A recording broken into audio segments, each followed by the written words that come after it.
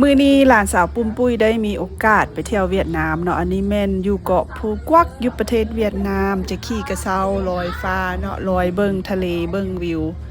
งามๆเด้อพี่น้องไปเบิ่งน้ำกันเลยจากภาพตัวจริงอันที่เราไปนี่ก็ไปน้ำทัวร์พี่น้องทัวร์พาเที่ยวพากินพาเลาะเนาะบ่อนใด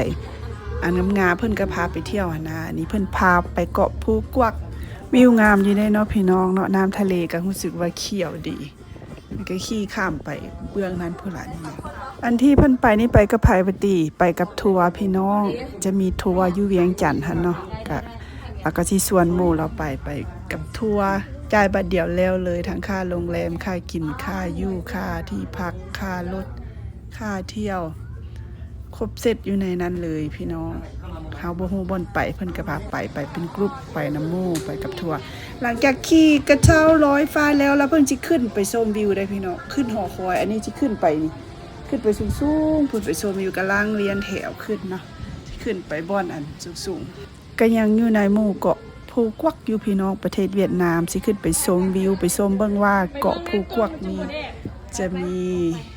ความงดงามปานใดมองจากมุมสูงเด้อพี่น้องเด้ออันนี้กำลังสิขึ้นเด้อวิธีขึ้นเพิ่นเนาะก็สิลอยขึ้นแล้วก็จะปิ้นหมุน90องศาเลยให้เห็นก็จะหมุนไปเท่าละน้อยจนอ้อมเลยแล้วก็มาจุบอนเก่าอีกสินะเพิ่นจะคอยปิ้นไปแล้วก็สูงขึ้นอันแถวนั้นละแม่นเป็นตึกหลายๆแคมทะเลนั่นน่ะแม่นโรงแรมเบิดเด้อพี่น้องอันเกาะหมู่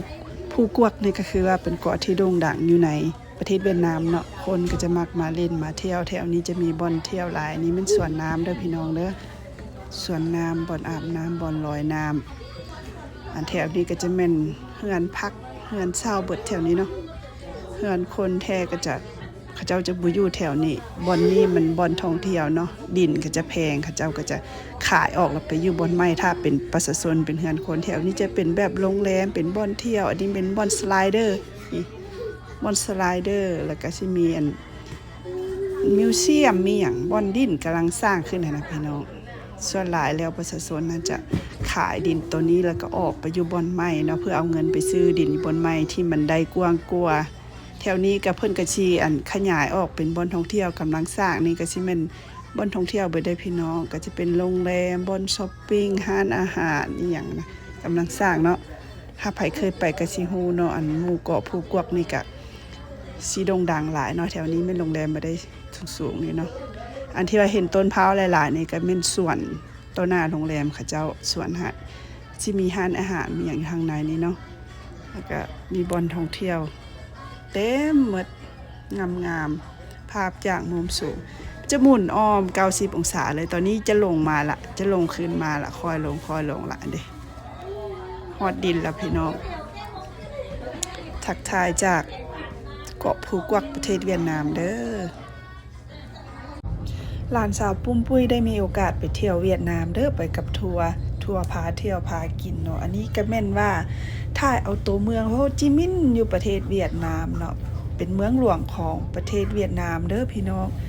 คิดภาพเนาะเห็นอยู่ทีวีอันโฮจิมินห์ประเทศเวียดนามนี่จะเห็นแบบรถถีบรถจักรชนเช่นกันเนาะแต่กี้เนาะปัจจุบันจะเป็นแบบนี้นะพี่น้องแตกต่างหลายความเจริญผิดหูผิดตาคือว่าดินว่างบ่มีเลยตึกก็จะติดกันแบบสิเลยแล้วก็เป็นสั้นขึ้นบ่อนปลูกผักในบ่มีเลยล่ะพี่น้องผู้ใดอยู่แถวนี้ได้ซื้อผักกินเบิด อันนี้ก็ว่าสวนหัวม่วนเนาะอันนี้ก็มาเบิ่งภาพปัจจุบันนำกันประเทศเวียดนามโฮจิมินห์